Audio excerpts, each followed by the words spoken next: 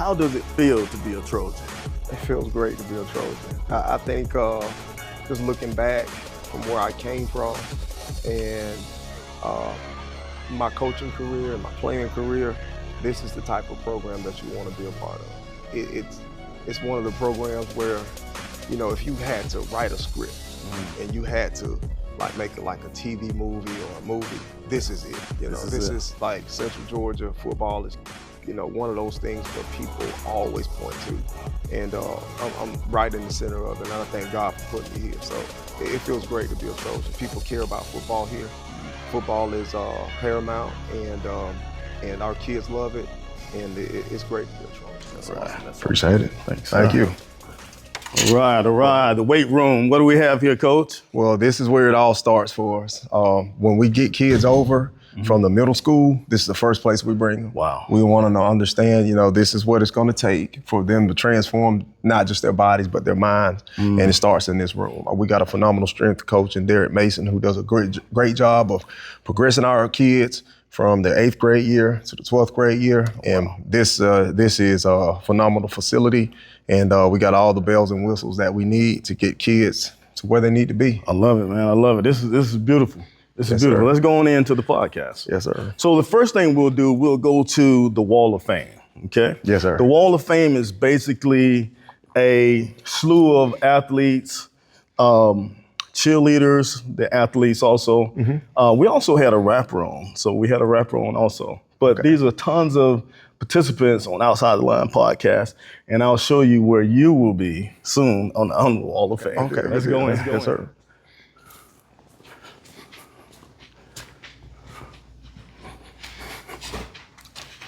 Right. So just take a look around, see if you see anyone that you know. I see a couple of kids that I know, a couple people that I know. Oh, exactly. Yes, sir. Yes, sir. A lot of people have done some great things. Yes, sir. On this Wall of Fame.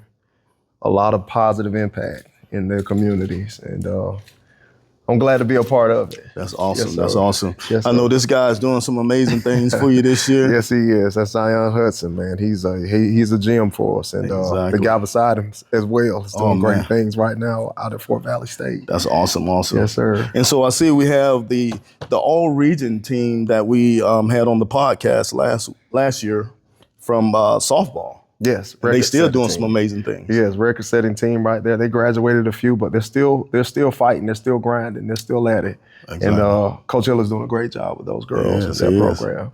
Yes, sir. Excellent. Let's go on to the podcast. Yes, sir.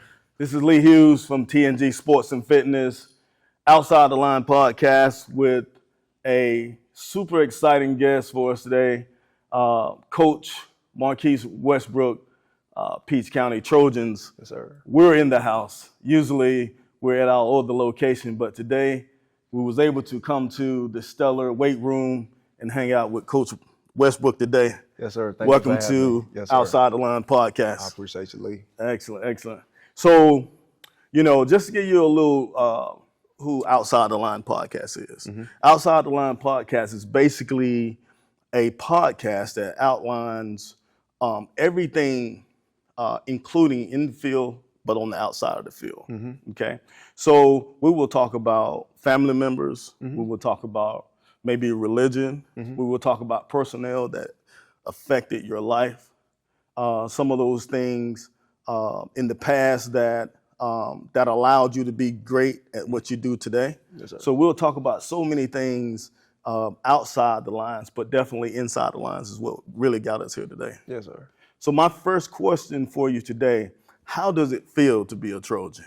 It feels great to be a Trojan. I think just looking back from where I came from and my coaching career and my playing career, this is the type of program that you want to be a part of. It's one of the programs where, if you had to write a script and you had to like make it like a TV movie or a movie, this is it. This is like Central Georgia football is, one of those things where people always point to. And I'm right in the center of it, and I thank God for putting me here. So it feels great to be a Trojan. People care about football here. Football is paramount, and our kids love it, and it's great to be a Trojan. Awesome, Coach. That's awesome to be a Trojan. So you come a long way. As I did my homework here, I realized that this didn't happen overnight. No, sir. You know, this all started way back. I mean, you was at University of Florida. Yes, sir. Prior to that, you was in Chris County, which you play against these guys now. Yes. Right? Yes. So we're going to definitely talk about that. But you was at Florida, University of Florida. And what position did you play during that time, sir? When I was at Florida? Then you was at Florida. I played cornerback at Florida. Played cornerback at Florida. Special teams. Yes, sir. Excellent. And so is that the reason why we see the stellar defense that we see now on the field? I know it can always get better. And as a coach, I can always say, well, we can always do better. But tell me, do you pride yourself on defense here? Well, I've coached defense my whole life. And right now, in my coaching role, I have some very strong coaches on both sides of the ball. Sure. And I do, kind of peek my head in, see what's going on defensively and also offensively. But I love coaching. Exactly. And I don't have a room, so to speak, anymore. That's one thing I want to, put my foot in that room sometimes. But exactly. I do like what we're doing on defense. And our kids sometimes, kids are going to be kids. They're going to bust. They're going to make mistakes. And that kind of, gets under me a little bit more so than if a kid makes a mistake on offense because, I coached that position on the back end for so long. So, defense is one of those things that I kind of pride myself as being a part of. Excellent. And so just so you all know, Coach Westbrook has been at, correct me if I'm wrong, Macon County. He's also coached at Veterans. Then he moved his way to Warner Robins. So prior to becoming a head coach at Warner Robins, he's done his job. He's been a defensive specialist for 11 years, right? For about 11 years prior to becoming a head coach. Yes, sir. Once you was able to become a head coach, how did that feel and what changed for you as a head coach? Man, a lot changed as a head coach. It's one thing, you always want that role, but once you sit in that chair, everything goes through you. I mean, the final say. And it's not just about inside the lines like you talk about, man. It's everything off the field. It's why,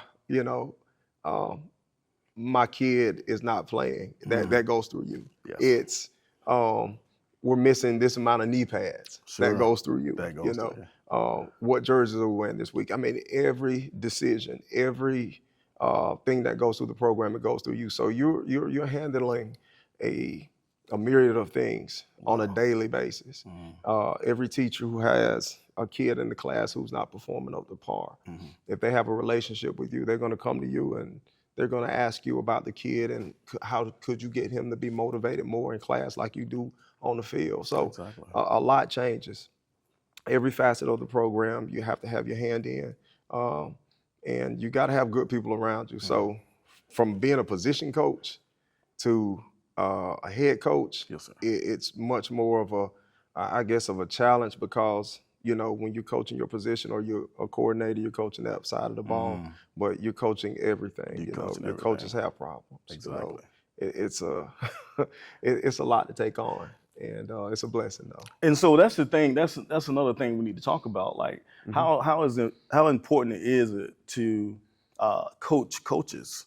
In certain situations, coaches have not only these kids that brings us through adversity, but we have coaches that may not fit the schemes or the program as desired at that moment. How do you get one of the best coaches out there? And this guy's good, but he's not in the scheme. He's not into what you're doing. How do you get that through the coaches? Well, I think one thing that you have to understand is when you got a veteran coach, they understand that football is football. Sure. If you can get kids to line up and go play hard, you got a chance to win on the football field. But if you guys are going in the opposite direction when it comes to philosophy and the way that you're coaching kids, you have a problem in that room.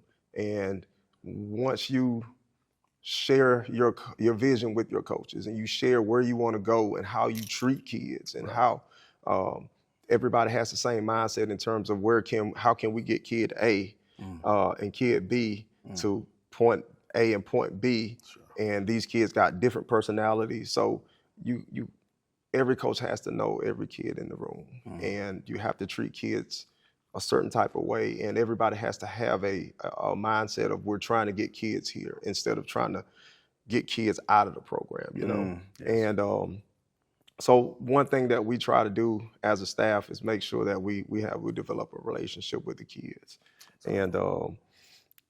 and coaching philosophies, they're always going to be different. You know, we got coaches on our coaching staff on the defensive side of the ball who's been in 4-2 scheme, and coaches been in 3-4 scheme, but we can make that mesh. But when you have different philosophies about how you treat kids, that won't mesh well. So, and it's been good here at Peach. Like I said before, we got the same type of mindset in terms of how we're going to play kids and the way we're going to treat kids. And when you say treat kids, are you talking about more physically, you bringing them in the weight room, or are you talking about mentally? What are you really talking about when you say treat kids? When I say treat kids, I mean like, if a kid says, "Coach, I'm not getting a shot. I'm not getting a fair opportunity," you know, we want to know why. Sure. We want to know why you feel like you're not getting an opportunity. Exactly. We know that kids have different abilities. We know that kids are born with 4.3 speed, and we know kids can be made to, you know, get to like a 4.6 if they really work hard. Exactly. So we don't treat that kid who has to work hard to get to that 4.3 any different from that kid who can run a 5.1. Wow. You know, so we try to make sure we're even across the board, and we're going to put the kids out there who can win, of course. Exactly. But we're going to try to challenge each kid the same way, without, you know, showing any type of favoritism to the kid who's a 3-4 star kid, rather than just, you know, looking over the things that he's doing wrong. We're still going to try to coach him. Exactly. That's very important, super important.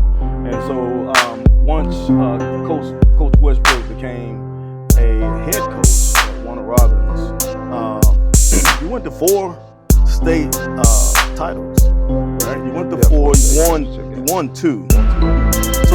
So if I did my homework correctly, you won in 19, then you won in 2021, and then you won again in 2022.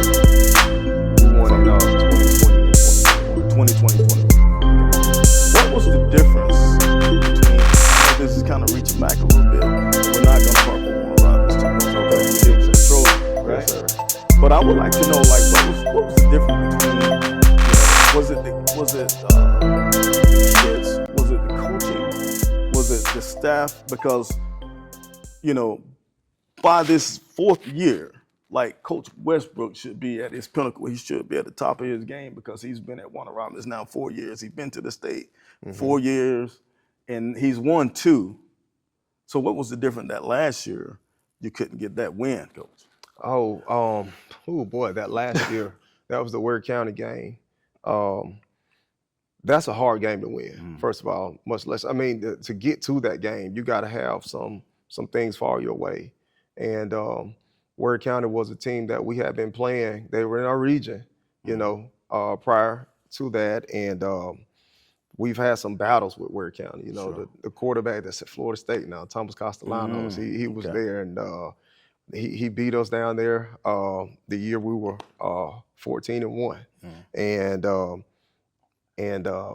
we beat them when they came to our place. Right. And it was, you know, some back and forth between Warner Robins and Ware at the time. Exactly. And I think they wanted some revenge. And that goes a long way when you're trying to, especially in that game. Yes. And they had some really good players that year. They had a receiver who was, he deemed himself as a basketball kid. He was a really good receiver. Wow. And they had some running backs that were really good. The offensive line was really good. And they came out on fire. Right. And we kind of tried to inch our way back in that game.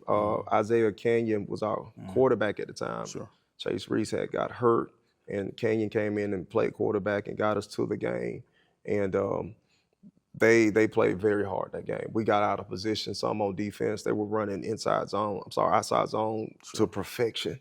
And we got out athleted a little bit, and they made plays when they had to make plays, and that was the difference in the game. They played very hard, and hats off to Coach Strickland. Our kids played hard too, Sure. but they consistently throughout that game made plays that we didn't make. Exactly. That was a tough game, I see. Yes, it was. And so, and that goes to show, you can only win so much. You can go up and you're gonna fall back down. And those who are at the bottom get ready to come up, because everybody, we're gonna either go up or go down. Just got to keep grinding. But one of these things here that happens all of a sudden, you become a head coach at the Peach County Trojan High School, and you was able to turn this program to me around.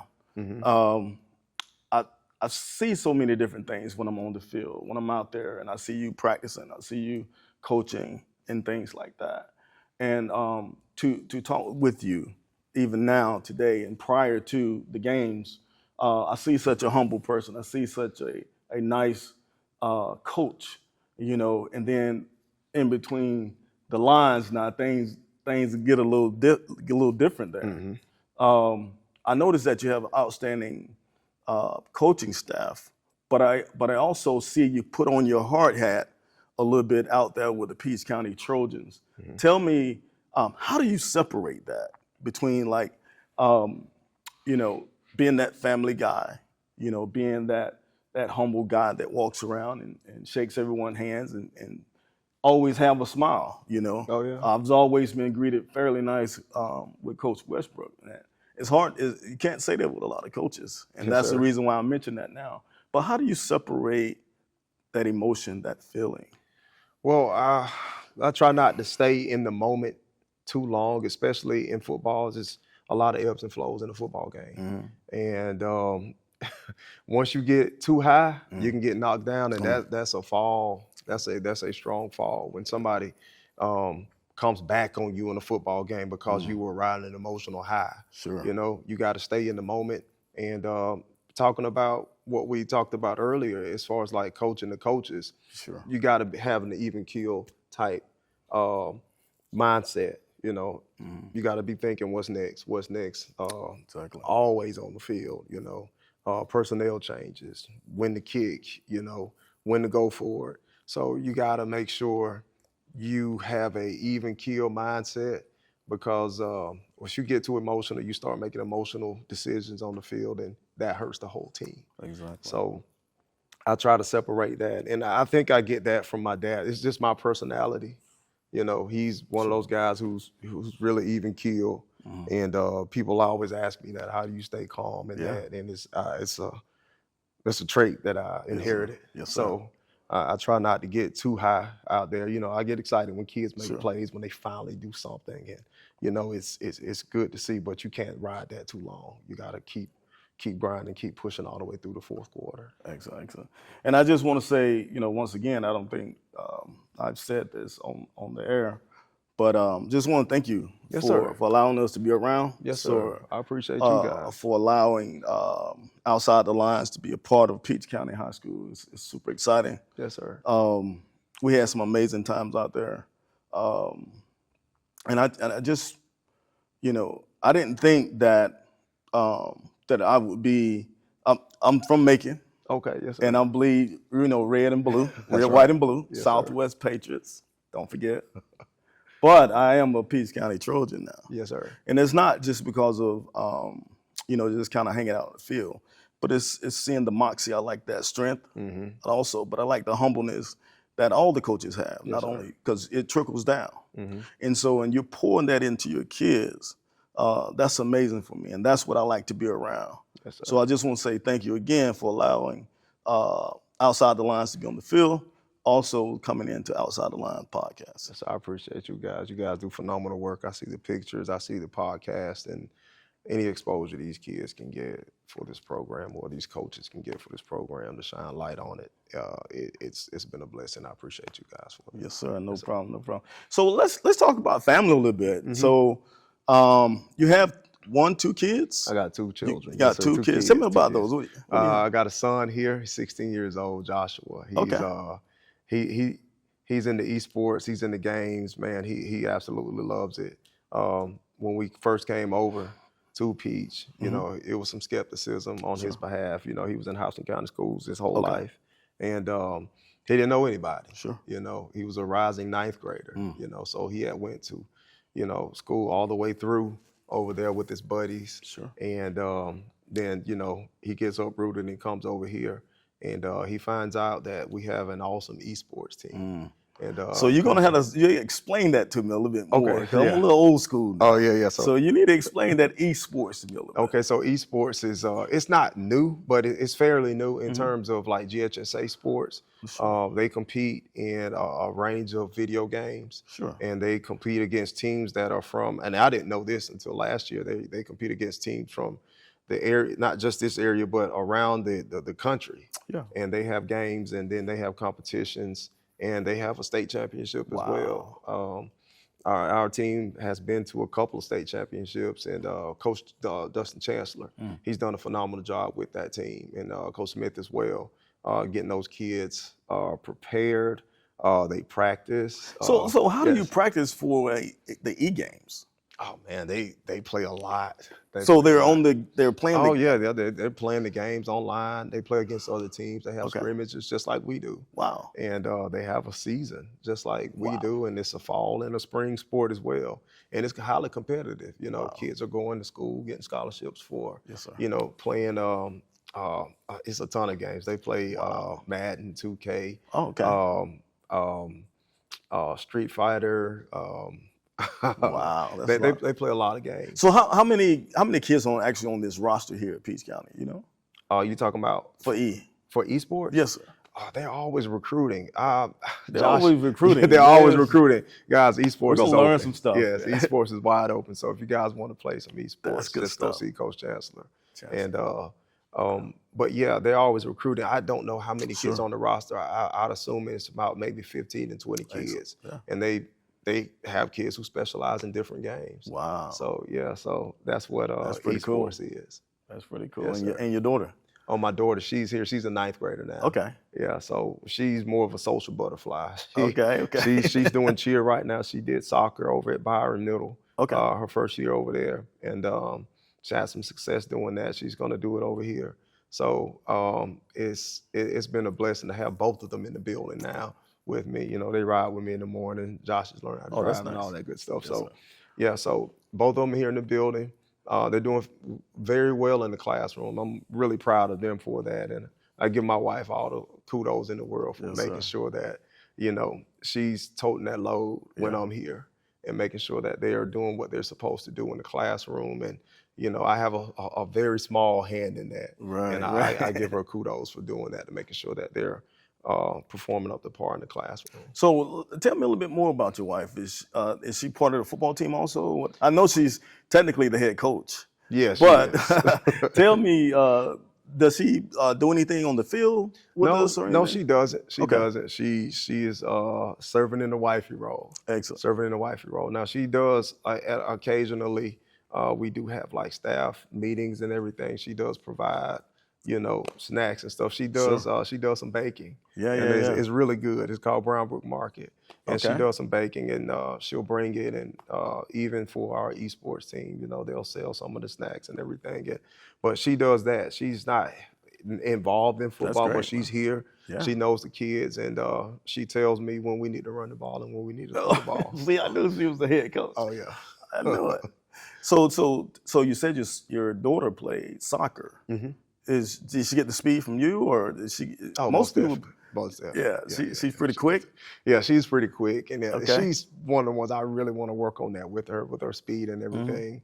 I think she can develop a little bit more. You know, well, she don't know that, but I'm trying to get her out there on the track a little bit. But I think that group of girls that were at Byron last year, that rising ninth grade group, because I watched most of their games last year. They got a good camaraderie about themselves, and them combining with the group from Byron, I think the next couple of years can be good for our soccer program here with the girls. So looking forward to see them and see what they can do. That's awesome, man. That's awesome.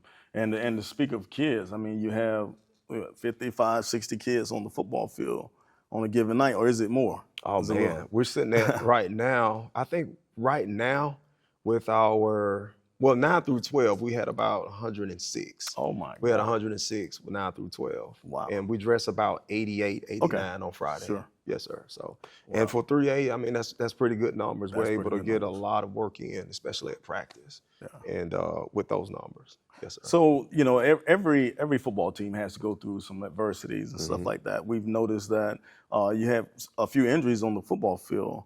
How are you coaches able to adapt when you have the likes of your linebackers? You had a couple weeks ago, you had a running back that got injured, or I remember in that Northside game. And also had one of your major players out there, Katie Ivory, Right. to get injured also.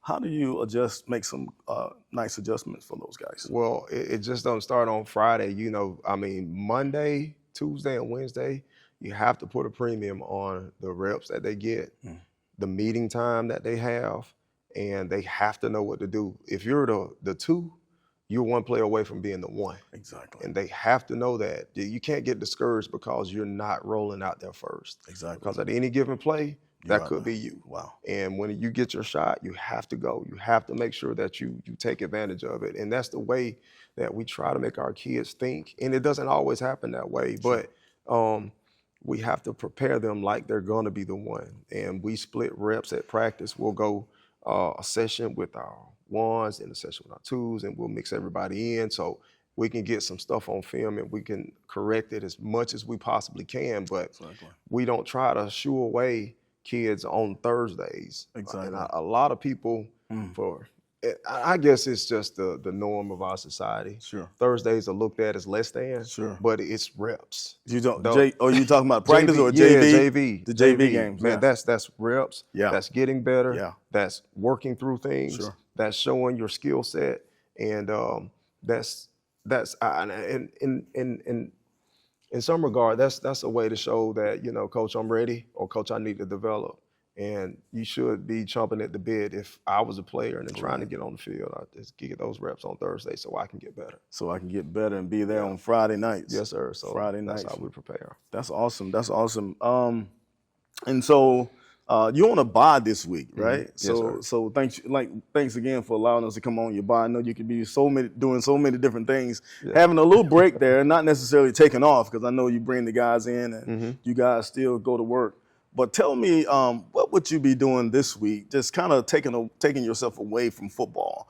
Anything exciting? Any play time for yourself, Coach? What are you doing? Oh man, I got to ask you got the fair and stuff out there, Coach. Well, if I wasn't doing football now, we'll probably be at the fair as a family right now, getting ready to go on that trip. And, you know, we love day tripping. You know, we don't like to go too far away. Okay. You know, we'll do a Savannah. I like it. Or we'll go to, you know, Atlanta, or we'll go somewhere that we can go and come back. We love doing that. And if it was the case, we'll go stay for a couple of days, a couple of places. I'm not huge on the beach, but I like the beach though. Yeah. So you're just starting to get into the beach, or you know for sure that even moving forward, you're not gonna be too huge on the beach? Well, I mean, it depends on the sun? which one. No. For me, it's the sun. Right, it's the sun. It's too hot out there.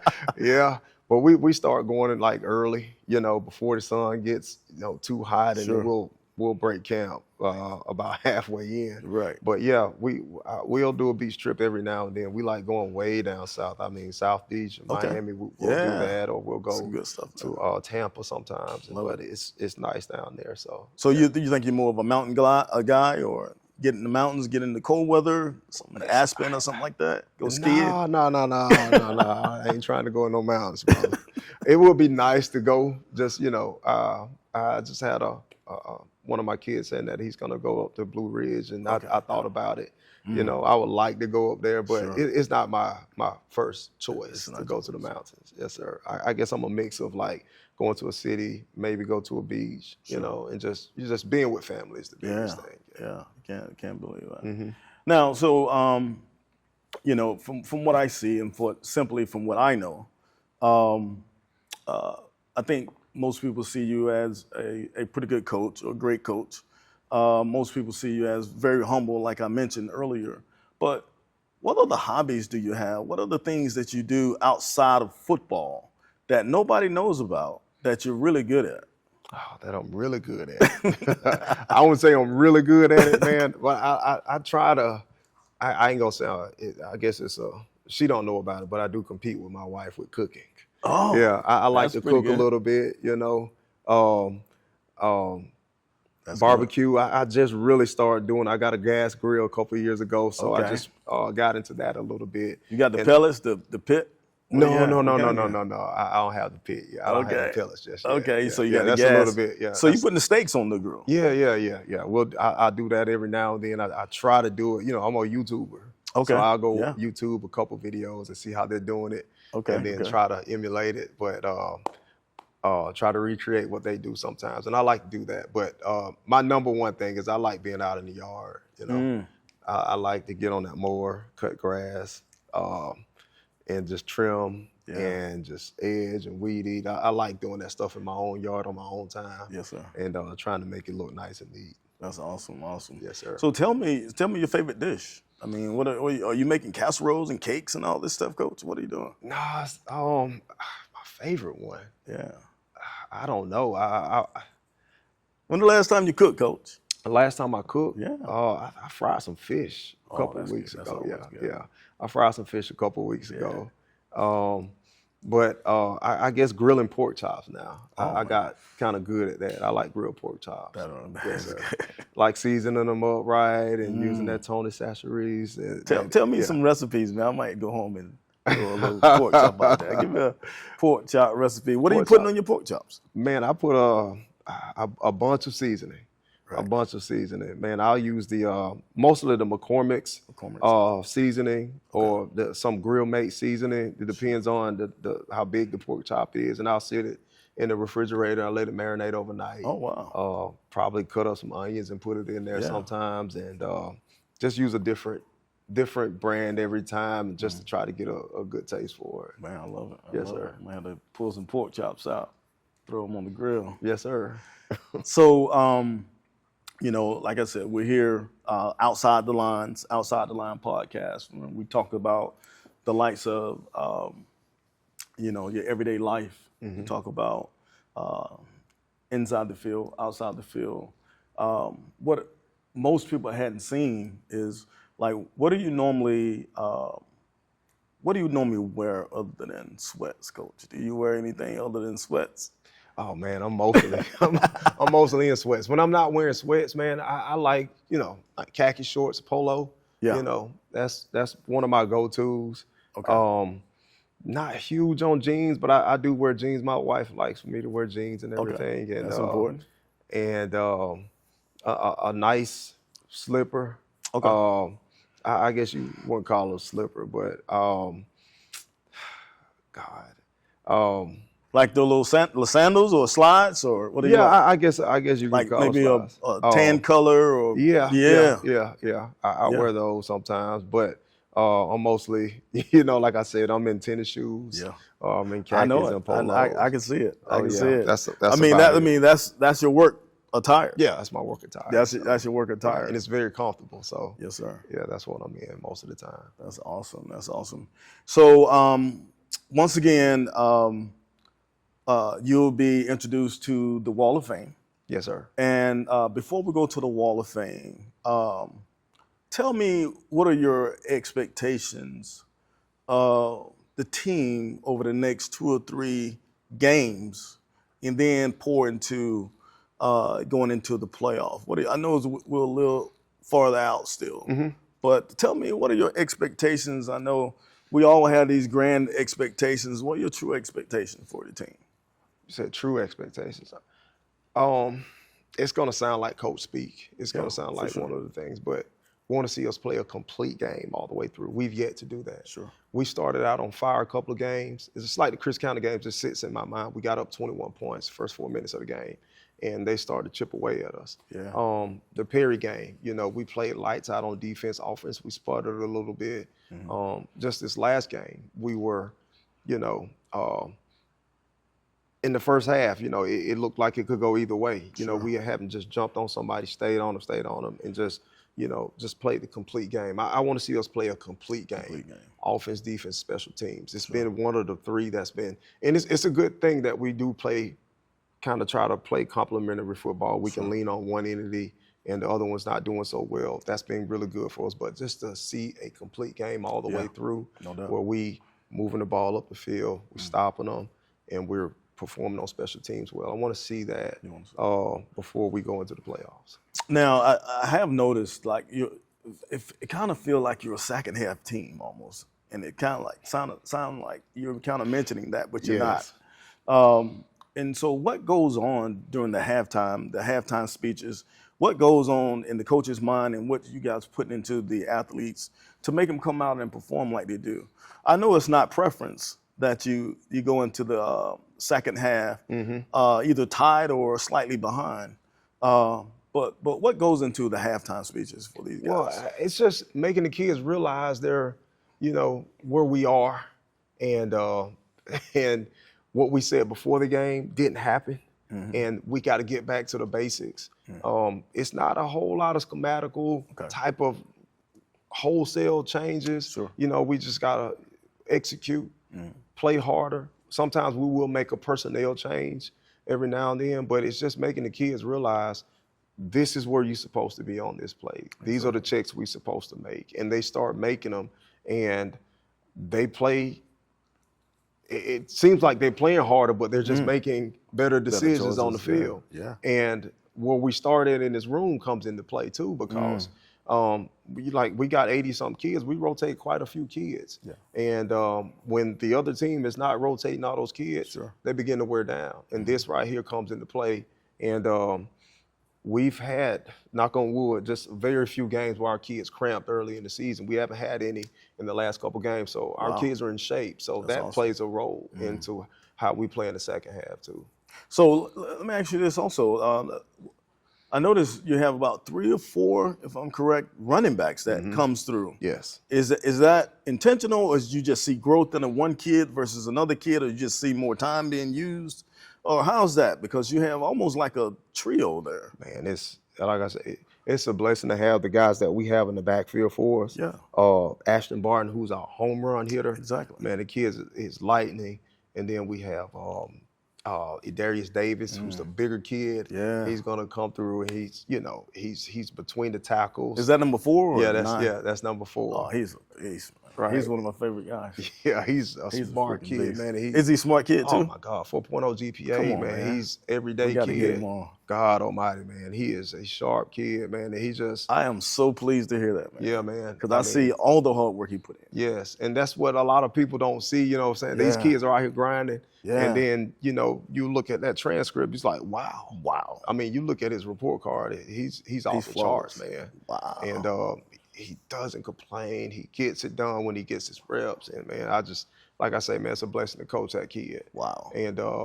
And Zion Ellison is another kid who just came on as of late, man. Money's a sophomore. We call him Money. He's a sophomore. He runs tough in between the tackles. He gets the ball and he hits another gear sometimes. Man, so yeah, man, we've been blessed to have the running backs that we have in the offensive line. They're coming into their own too. We've been playing musical chairs a little bit up front with our guys. Most definitely. And but we found the right mix, and they're a great tandem on the offensive side. You definitely got some hogs up front, man. Yes, you got sir. some hogs up front. Speaking of Zion, we're gonna go to the Wall of Fame, but you have an Agent Zero out there. Agent Zero. This guy, he almost can't do any wrong, man. Tell us a little bit about Agent Zero, man. He's going to Army. He's going to Army out there. Yes, sir. He's committed to Army right now, and Zion is he's one of those guys where you can actually plug and play almost anywhere on the football field. He's one of those do-it-all utility guys. We can put him at corner, safety, linebacker, receiver. I mean, and he can get it done. He's just one of those guys. He comes in here. He runs a 1-1-2 in the 10, and he's a thicker kid, a big kid, man. He can do it well, man. He plays baseball, and again, he's cut from good cloth.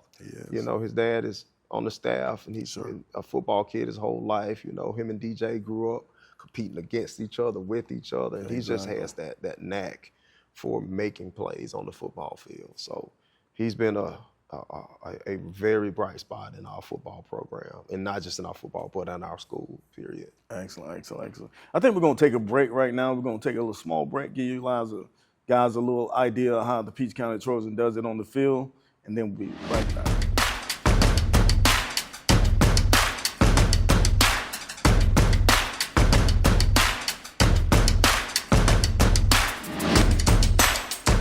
All right, welcome back to Outside the Line podcast with Coach Westbrook here at the Peach County Trojans weight room facility here. This is super nice facility here.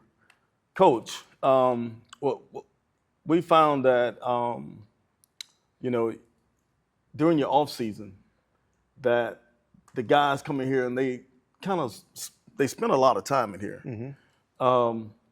Do they have range to come in and out of this building at will or some sort, or is it everything scheduled for them? Well, we got like about 90% of our kids have weight training. Okay. So we have, like you see the cars. During the school hours? During the school hours. Okay. Yeah, so we have them for an hour and a half. So we're able to get a lot of strength time in, lifting time in, and conditioning in. And if we want to go watch film with them, we can go watch film with them as well. So yeah, that's been a huge help for us, having those having a block schedule, and then having weight training with all of our kids. Exactly. So that makes me think about like the first year you came. Mm-hmm.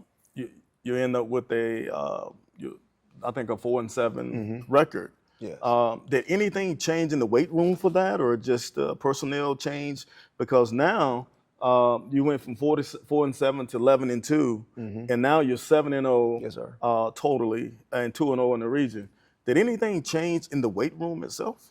Well, I guess the ideology, of the way that we lifted, mm-hmm. From the way that they lifted before. Sure. Our kids weren't used to some of the things that we were trying to implement weight room wise. We had some prehab days. I mean, we'll stretch our kids, and we'll make sure that, that soft tissue injuries weren't going to be prevalent. And it was very methodical. I can't really get into all the details, but Coach Mason does a great job of progressing the kids from point A to point B, and making sure that first of all, that they're safe, and that they're lifting the weight that they're supposed to lift without injuring themselves, but also making them stronger too, functionally on the football field. He trains baseball kids different from football kids. Exactly. And of course, you train kids, and it's a very methodical, smart approach to, our way of training. It's very smart, and I appreciate Coach Mason for what he does for us on the field. That's awesome. And to think about coaches, I mean, there's not many coaches that come through with the likes of Warner Robins and the likes of Peach County, African American coaches that comes through these particular schools. How does it feel to actually been the first African American coach for Warner Robins High School? Now you're first for Peach County. Does that matter to you, and how does it feel if it does? Absolutely, it matters. It definitely matters. You asked me earlier about how do I, present myself on the field, and that's a huge thing. Sure. For the kids that we coach every day and the kids that we teach every day, they have to see an example, and I can't for 1 minute not show them who I am. Mm. I can't get out of myself, or I can't get out of character, because it's a lot of weight that comes with that. Exactly. And they have to see somebody who's positive. They have to see somebody who, for the most part, came from where they came from. I'm from Cordele, Georgia. Yes, sir. It ain't too much different. Exactly. It ain't too much different from Fort Valley, Georgia, or Byron, Georgia. Yes, so if they see me doing this, they can definitely say, man, my coach, he's doing this, I definitely can do that, or even do greater things, not just saying being a coach, but you can succeed from where you came from. Exactly. And you can be a positive light in the kid's life anytime you showing them what to do, and showing them how to live, and showing them the right things to do. So it's a huge thing. And you saying, being at Warner Robins and at Peach County, it's a blessing. And sometimes, you have those why me moments. Sure. But it always comes back to, just being that example and being a light for these young men. Now, when you say being a light for the young men, one thing come to mind to me is like religion. We noticed that you have an actual pastor on the sidelines there. Give me a little rundown on how does religion play a part, and not only yourself but the team, if possible. Well, I do, man. I am a believer, Yes, sir. and I try to show that more so than just talk about it. I'm not a big boisterous guy when it comes to, just putting that on people, but I just try to display it in a way to, and I'm always trying to, like you said, I'm trying to smile and be charismatic because Yes, I do truly believe I'm blessed. When I tell people I'm blessed, Yes, sir. I'm blessed. And I try to show that to kids. And anytime we get the opportunity to do this, to be in a multi-million-dollar facility, to go play a game we love, Wow. and that's always in the forefront of my mind when I'm doing this. And it's always been a part of my life. Yes, sir. And my relationship with God has always been paramount in my life, and I try to share that with people. Yes, sir. And I share it with kids. We do a devotion every Friday, and I try wow. to talk to the kids about my journey and how it reflects the way that I live right now. Sure. And hopefully it'll take root somewhere. It'll take root in their lives, and that they can see it for themselves. And if they follow Christ. Sure. As they see me, living my life, then they can also, live a life in abundance as well. Exactly. Yes, sir. Exactly. I've always noticed that young men who follow great men become great men. Yes, sir. So that's awesome. That's awesome. So right now we're going to go to the Wall of Fame, and we're going to get your picture on the Wall of Fame. Let's walk over there and see.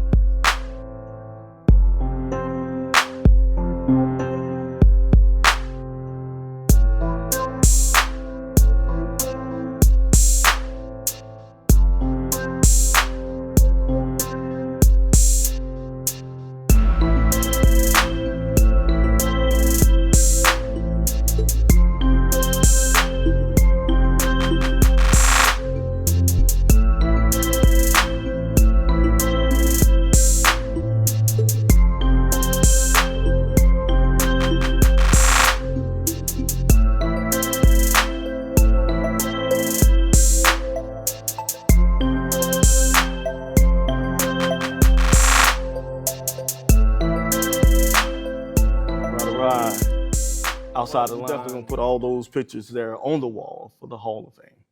Now, wherever you are, be there. And as you know, wherever you are, be there basically means if you're here at Outside the Lines podcast, so you're sitting here in the middle of a podcast, make sure you're here and nowhere else. Yes, sir. And if you have a player that's injured, if you have parents that are yapping a little bit because their kid can't get in the game, if you have this coach that's just not giving it what he needs to do, and he's trying to come to you, coach, and say, do this or do that, we need to do this, give that person an opportunity, because wherever you are, if you're there, you can do anything, especially anything through Christ, right? Yes, sir. You can do anything Absolutely. through Christ. Thank you once again for joining Outside the Line podcast. And what I want you to do right now is talk to the camera. Let's talk to the camera and tell the coaches out there, tell the parents, tell the students, tell the athletes, what to expect from Coach Westbrook, how to feel about the environment. Just give them some great inspiration, Coach. One thing, if I could tell parents one thing, that I want to say thank you for allowing your kid to be a part of the program, to be a part of Peach County football. We try to pride ourselves on being a championship level program, but we also want to make sure that our young men are progressing not only on the football field, but in the classroom. We always tell them it's bigger than football. It's much more than just football. We want them to take away skills for life. Accountability, leadership, toughness, discipline are things that they can take with them. And we try to make sure all of our young men are well-rounded once they leave the football arena and go and do something else. So again, parents, thank you. And we're going to try to make sure we finish this season and do a great job of getting these young men to where they're supposed to go. Awesome. That's awesome, Coach. Well-rounded kids is what we have here at the Peach County High School here. And Coach, before we leave, I'm going to say wherever you are, and you're going to say be there, and we're going to get out of here. I got you. Are you ready? Yes, sir, I'm ready. Wherever you are, Be there.